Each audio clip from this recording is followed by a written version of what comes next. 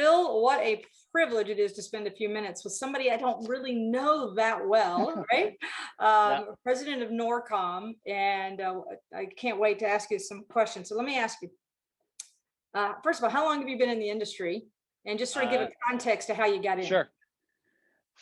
I've been in the industry for, I think about 30 years. I started in my 20s. I was recruited by, actually, I was recruited by Dave Stevens, who is the former head of the NBA. Of course. He was a branch manager for World Savings, and he recruited me to come work with him in a new team he was putting together in Piscataway, New Jersey. So that's how I got into it. Okay, so we go way back together, because I've been now in it over 30 years as well. Yeah. I know Dave Stevens well, so we have a common friend there. Yes. Okay. Yeah. So it appears everybody knows him, but yeah. Yeah, of course, right? So how do you go from getting into the industry to president of Norcom? Yeah. And sort of that. Yeah, okay. That's a good question. I decided after a few years of working in the business that I wanted to learn what it would be like to be self-employed and being my own broker.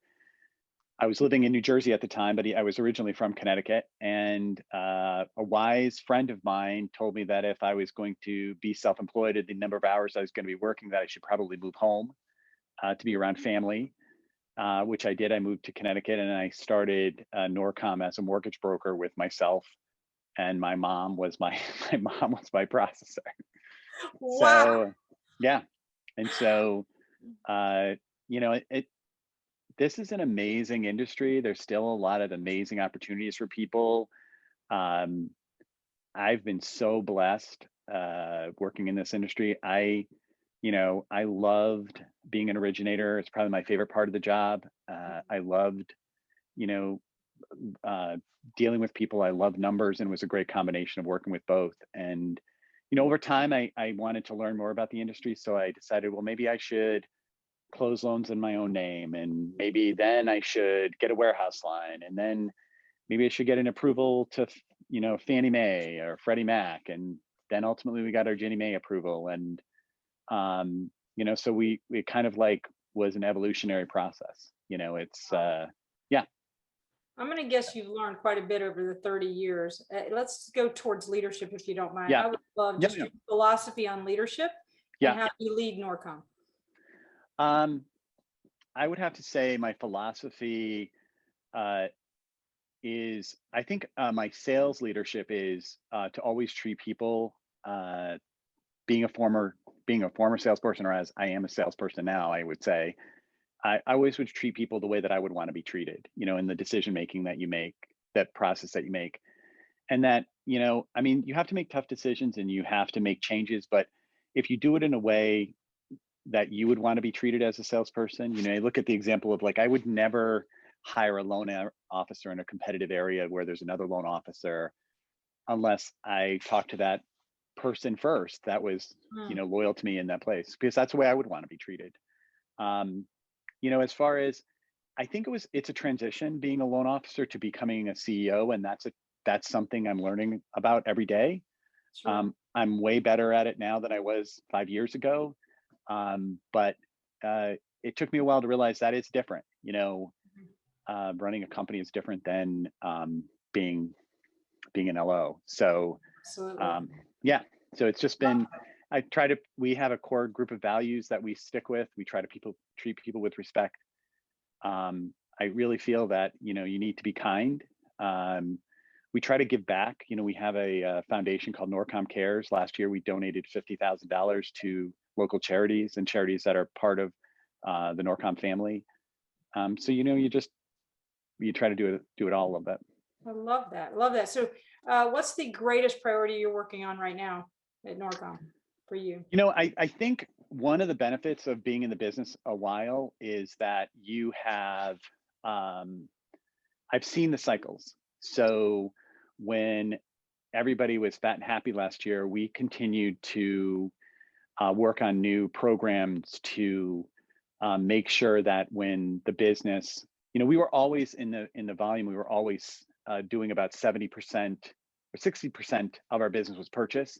Sure. We tried to maintain our purchase brand We never tried to limit products. We didn't get out of, bond programs. We didn't get out of renovation lending.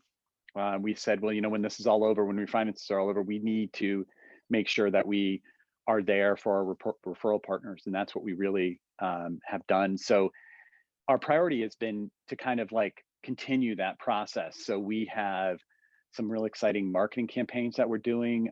We've expanded our marketing group to do some more stuff from a digital perspective. We have just hired an additional social media person. We have a digital marketing studio, and we have an additional person who's helping out with that.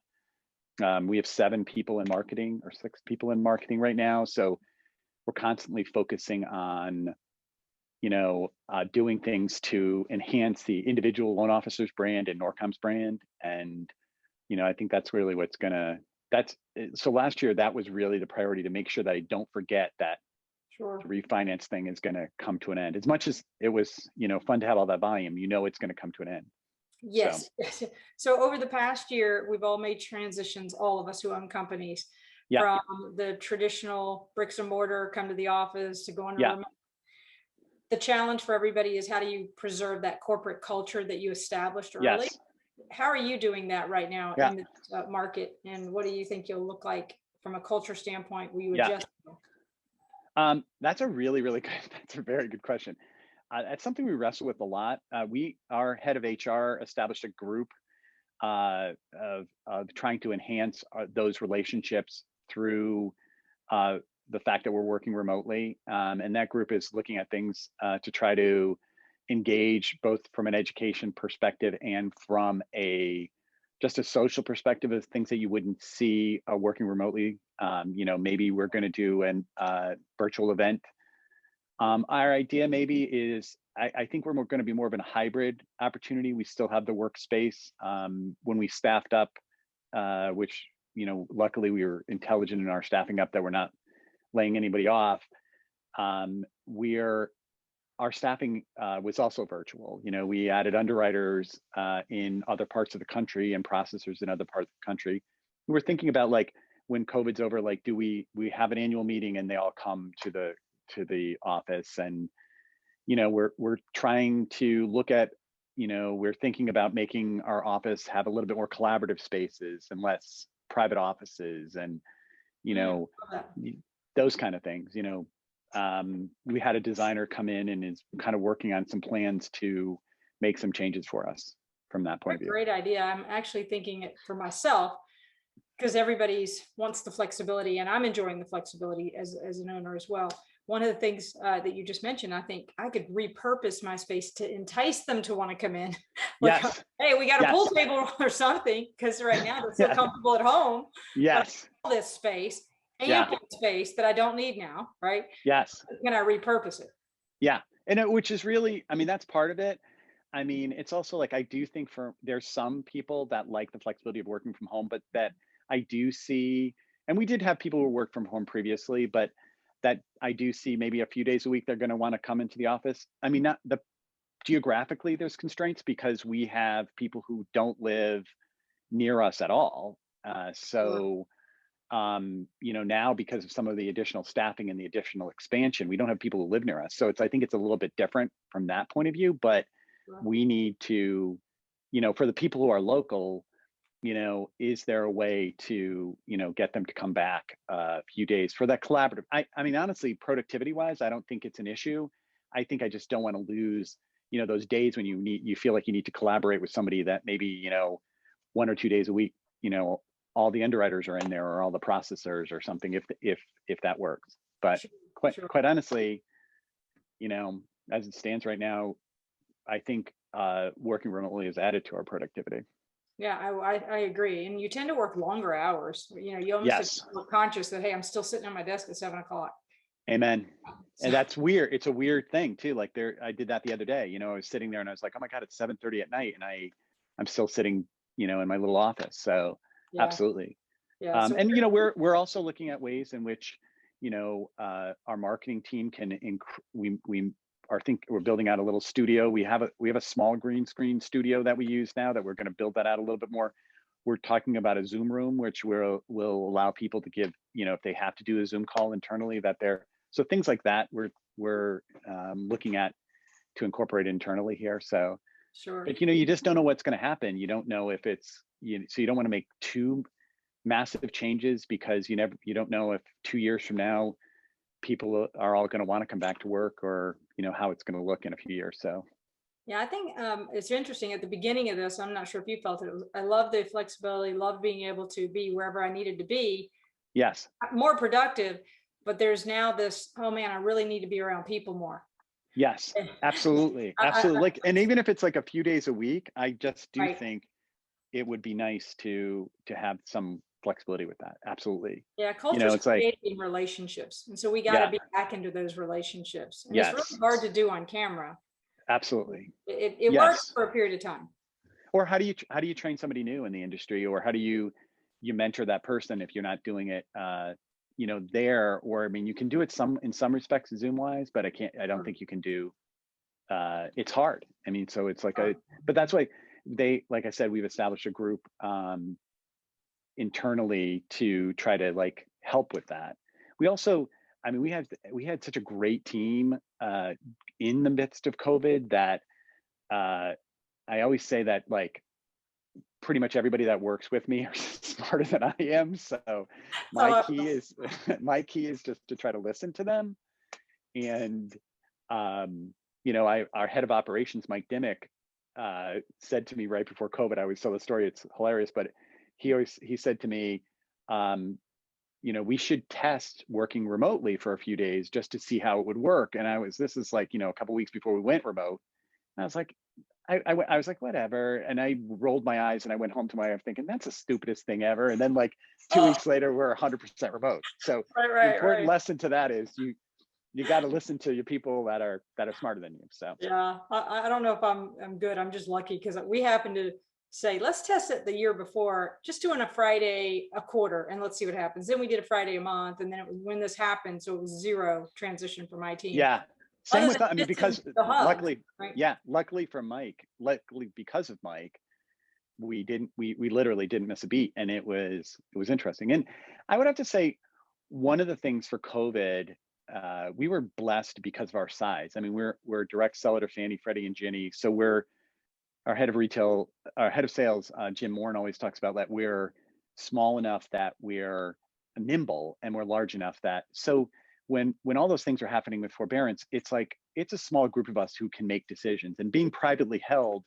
we're not like answering those decisions to a board or a private equity fund, or it's just like, okay, outside probably of my wife, I pretty much have say of what we want to do. So it was like every morning we get our group together and we would say, what are we going to do with this? And we were able to deal with it and not have to, have different levels of approval. That's outstanding. So yeah, awesome. When you think the future purchase market, you keep hearing, everybody knows business is going to shift. Correct. It started already, but not all the way through yet. What do you think the next year to 2 years looks like for the mortgage industry? Well, I think it's still strong because of, if you look at the economics of the millennials, sure. I was just talking that I think that's one of the things that concerns me is the overheated real estate market. I don't know, on our markets that we're in, it seems like, multiple offers, and especially at certain price points. That concerns me a little bit, just because at what point do people price themselves out of the market? Mm-hmm. But I would say I feel it's really it's strong for the next few years. This business, I've always, when I was an originator, and even now, no one controls a huge percentage of the market share. Mm-hmm. And even if you're Quicken or if you're a big company, I have a friend who always says, I'll take a larger piece of a smaller pie. I think that if you continue to work and you stay the course and you are out there actually selling and marketing, the sky's the limit. It really is like the most amazing business. It is. So. It is. I couldn't agree more. I've always said, I grew up wanting to make a difference. And when I stumbled, which most of us are not intentional about getting into this industry, but when I stumbled onto it, I went, wait a minute. The American dream is, right, get married, have children, buy a home. I get to help in the American dream. Are you kidding? And I get paid for it. And not only just paid, I get paid handsomely for it. So Yes. I thought I had scored big when I got in. Yeah, And absolutely. so Yeah. what are And your, you hear people complain about it, and then you look at it and think, wow, it's been, like you said, it's been an amazing ride. And I do think as long as you prepare yourself for the cycles, individually and as a company, in some respects, the down cycles will offer more opportunity for you. If you're the loan officer who doesn't take the summers off and is out there selling, you're going to build a bigger book of business. If you are a company who doesn't blow all your money when the cycle's down a little bit, you're not, in a lot of cases, have a pressure of being public or a private equity firm, you can ride those cycles a little bit easier than some of those larger or some of those leveraged companies. so I remember, I'm going to go back a few years. I won't say the exact year, but where the market in one day, Yes. I remember, dropped radically. All the phones stopped ringing. I went to one of the top producers. This is early in my career. I went and said, hey, should I lower my goals? The reality is the market's dropped. Phones aren't ringing at the level. They're projecting Yep. it to continue to be bad. And I'll never forget his comment to me. So I'll end with this question in a moment. But his comment to me was when I said, should I lower my goals? And he looked at me and he says, do you personally have 100% market share? And I'm like, of course not. He There it said, is. well, then you have plenty of opportunity. Why are you even worried about what's shifting in the market? Let other Absolutely. people lower their goals. You plow forward and you'll win every time, because Absolutely. it's a mental game. If you think Yes. it's going to be lower, it will be. So what's your Yeah. greatest advice? We'll end with this question because I think Yeah. you'll have some great insight. What's the greatest advice you have? You said individually and corporately to get ready for what's happening. Let's start with the individual. What would you say to loan officers out there who are listening in, maybe the advice you're Yeah. giving to your own loan officers? I would say for me as a loan officer in markets like this, it's first of all, I think you have to have fun. You have to enjoy selling. Um, I mean, selling, what to quote, the first time I went on a sales call with Dave Stevens when he was my manager and I was all uptight, he was like, dude, chill out. Selling is fun. And it's true. Like if you like people, and get out there and sell. I mean, it's, like you said, no one has a huge 100% market share. There's always people going to be buying homes. It's if you have the products and programs, and I think, and if you provide value to your referral partners, I think that's really the key. I mean, it's it's just sales 101. It's being responsive. It's being accessible. Being honest. And it's like I think you ultimately win every time. So I heard bring value to your referral partners, everybody. I mean, I think that's sage advice, because if you're bringing Yes. value, then they want to come to you because Yes. you're a source of truth. You have Yes. a leadership position. And then I heard stay present, stay in front of them as Yeah. often as possible right now. Don't wait Yes. until, do it Yes. right. Okay. And So I think just to piggyback that is, sure. I think you need to embrace new technology as a way of doing that. Like we have we partnered up with Simple Nexus, and we have a new app called Easy Street. And that alone, when you're at a soccer game and you can do a pre-qual letter and that person needs to submit the pre-qual letter, I think technology is a real benefit. I think also I look at, like, we have a new marketing program that we're doing where we've have real estate agents data that we can find buyers agents, because I don't want an agent that just does listings. I want buyer agents in a market area that is looking at an average, that in a market area where people are buying and financing homes. I don't want the person who's paying cash for the $2 million home. And that data that's out there, you can then use digital advertising and social media advertising as what I refer to as when I used to bring donuts and hand out rate sheets. You just have to look at it in a different way. And all that's out there. And you just, all of that's there for our people. And we see incredible growth because of that, because it's in a weird way. I always say this, in a weird way, it's exactly the same way that it was when I first started. It's just that we're accomplishing it in a different, more digital, technical way. Yeah, I know you. When I say this, you'll probably say this. the majority of loan officers do not leverage the technology that their companies give them. It's amazing. And it is shocking to me when quite often it's on a silver platter and it's been vetted extensively by the CEOs and the executive team, or they would not even engage it. And so for any loan officer who has this amazing tool chest, who misses the mark on not leveraging it, I'm going to tell them, if they're listening in right now, leverage that technology. If you think you aren't, talk to the top producers who are and ask them how to leverage it. The answer is right in their own toolbox. Right. So absolutely. That's great. All right. So what advice would you give to the companies? So we'll end with in getting ready. Well, I think it's the same way. You know, you have to supply. I think too many companies spend their time recruiting and not enough of trying to grow with what they have. And I think people will run to work for you or work with you if they're given the opportunity to grow. And if you're, if you give the salespeople the tools, and I don't even think it's just not even the tools. I think it's ongoing education.